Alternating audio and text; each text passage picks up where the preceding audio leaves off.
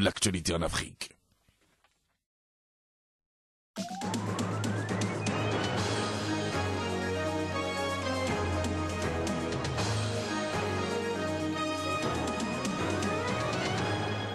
Réfection de voies inter-État Bénin-Nigeria, le gouvernement béninois relance les travaux.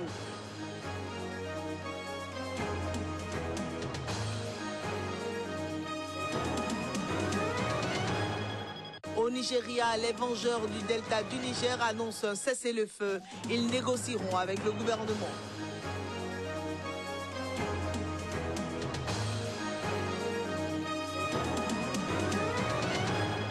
Première visite du vice-président du Soudan du Sud à Khartoum. Discuter de contentieux en suspens en est l'objectif suprême.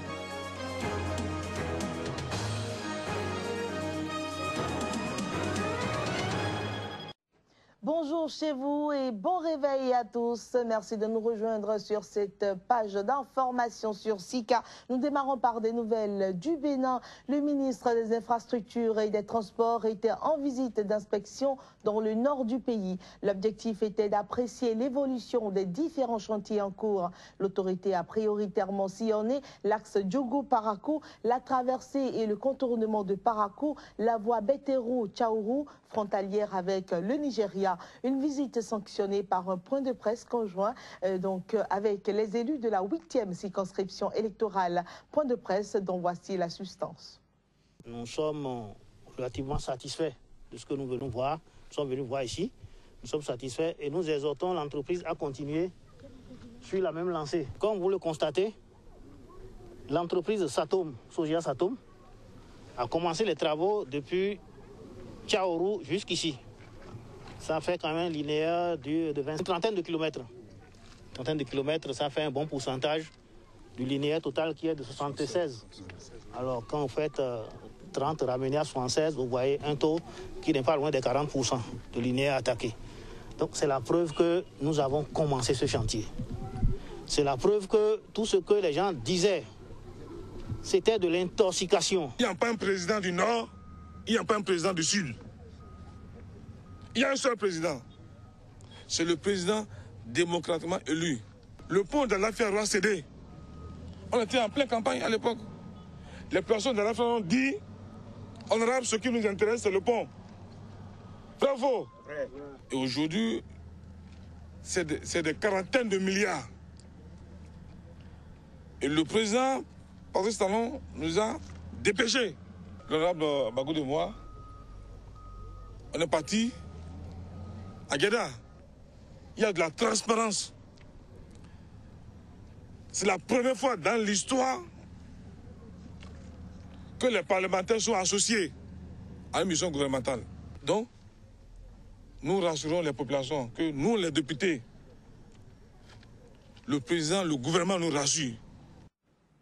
Au Nigeria, les rebelles des vengeurs du delta du Niger ont annoncé ce week-end un cessez-le-feu conditionnel. Ils acceptent de négocier avec le gouvernement, ce après 8 mois de sabotage dans le sud pétrolifère du sud qui ont largement affaibli l'économie du pays. C'est à travers un message posté sur leur site web qu'ils le font savoir. Les vengeurs du delta du Niger veulent bien discuter autour d'une table avec le gouvernement du Nigeria. Seront aussi de la partie des représentants des pays d'où sont issues les multinationales pétrolières et des membres de la communauté internationale neutre. En effet, le gouvernement de Muhammadu Buhari a invité les rebelles à dialoguer à plusieurs reprises. Mais le groupe n'avait jamais reconnu officiellement être en pourparlers. À présent, il s'engage à observer une cessation des hostilités dans le delta du Niger contre tous les intérêts des multinationales pétrolières.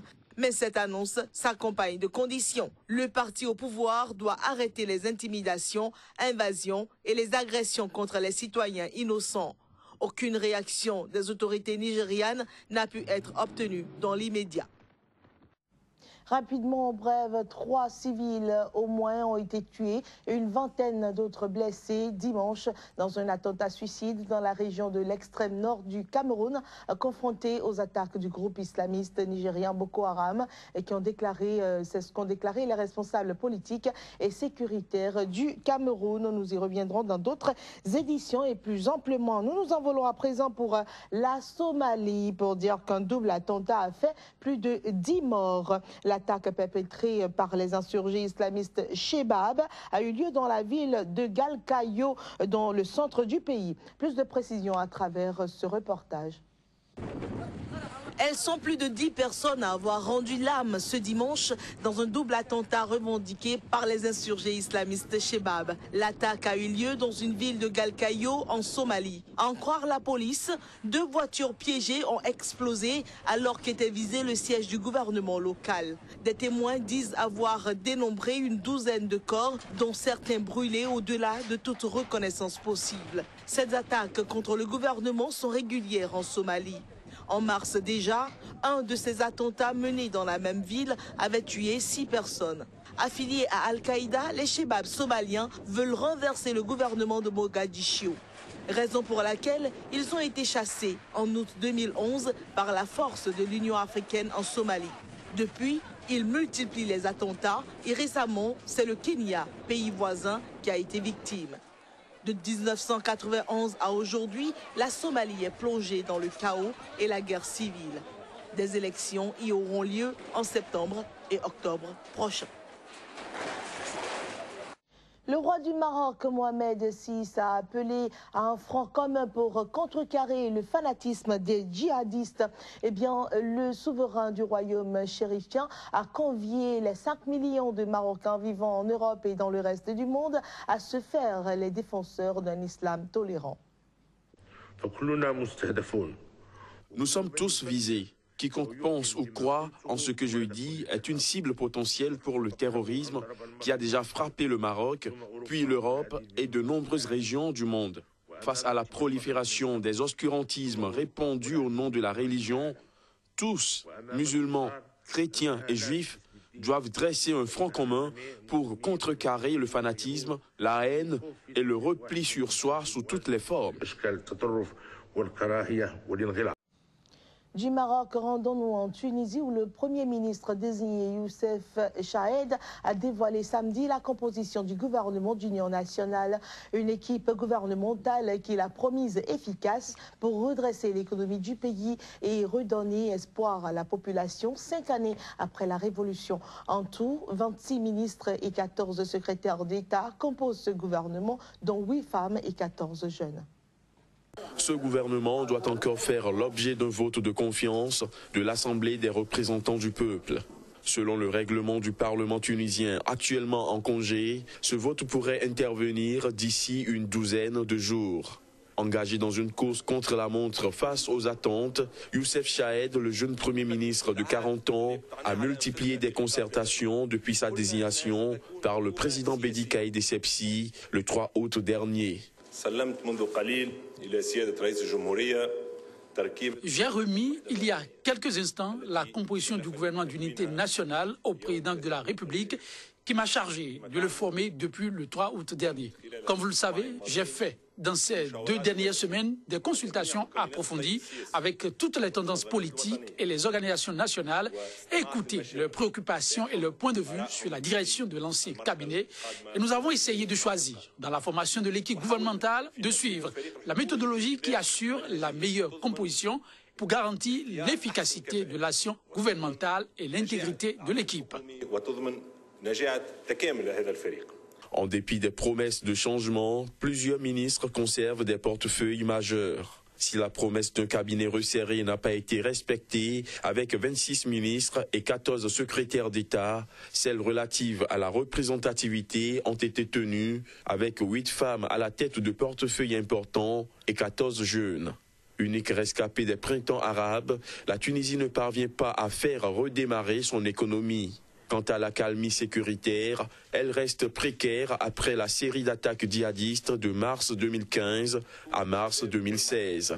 Les défis pour la nouvelle équipe sont donc énormes. Le gouvernement Chahed sera surtout jugé sur sa capacité à améliorer le quotidien des Tunisiens. En République démocratique du Congo, le mardi prochain sera une journée ville morte. Une décision de l'opposition congolaise qui se dit insatisfaite des mesures de décrispation politique annoncées par le gouvernement. Les détails.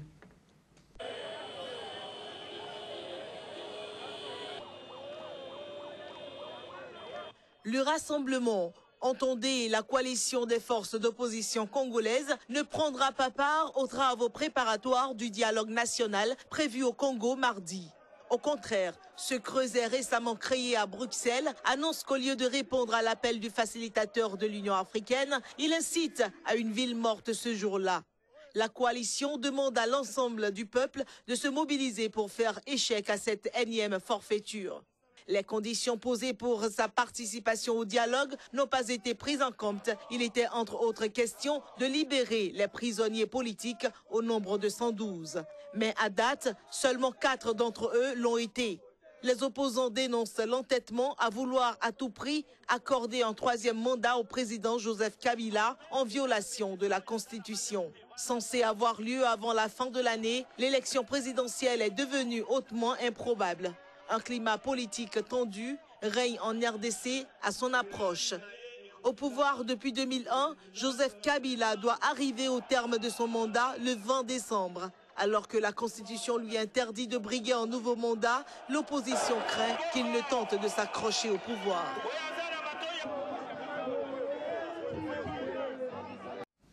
Au Soudan, à présent, Taban Dengue, le nouveau vice-président du Soudan du Sud, qui a remplacé Riek Machar, est en visite à Khartoum. L'objectif est de discuter de contentieux en suspens depuis que son pays s'est séparé du Soudan. Voici les images. Khartoum a officiellement reconnu Taban Deng comme le nouveau vice-président sud-soudanais. Même l'organisation est-africaine IGAD, qui regroupe 8 pays dont le Soudan, ne l'a pas encore fait officiellement. C'est la toute première fois que le nouveau vice-président nommé le 25 juillet se rend au Soudan voisin.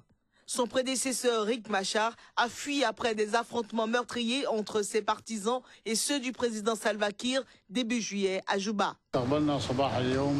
Ce matin, nous avons reçu Taban Deng en visite officielle pour discuter de sujets bilatéraux et régionaux. Nous avons reçu Taban Deng en tant que vice-président du Soudan du Sud. Il ne nous appartient pas de décider qui est le président du Soudan du Sud, ni qui en est le vice-président. Les échanges devraient consister à discuter d'importants contentieux, dont le statut de la région frontalière d'Abyei et sur les redevances que devrait payer Juba pour l'utilisation d'un pipeline traversant le Soudan pour exporter son pétrole. Des ministres soudanais et sud-soudanais s'étaient déjà rencontrés en juin à Khartoum pour tenter de trouver des solutions à ces différends. De mémoire, le Soudan du Sud a fait sécession du Soudan en 2011. Voilà un tour très rapide donc en Asie avant de terminer. En typhon Medoul, le 9e de la saison en Asie, a accosté ce lundi près de Tokyo. Il s'impose par de puissantes rafales de vent, 180 km/h, et des pluies diluviennes, forçant les compagnies aériennes japonaises à annuler des centaines de vols et perturbant la circulation sur les routes et voies ferrées. Medoul est accompagné de fortes précipitations qui devraient particulièrement toucher la capitale et sa banlieue dans l'après-midi et en début de soirée. Au moins 425 vols ont été annulés par les compagnies aériennes. Et voilà qui vient mettre un terme à cette édition qu'avec plaisir nous vous avons présenté, mesdames et messieurs. Nous vous souhaitons très bonne journée et très bonne semaine en compagnie des programmes de Sika. Au revoir.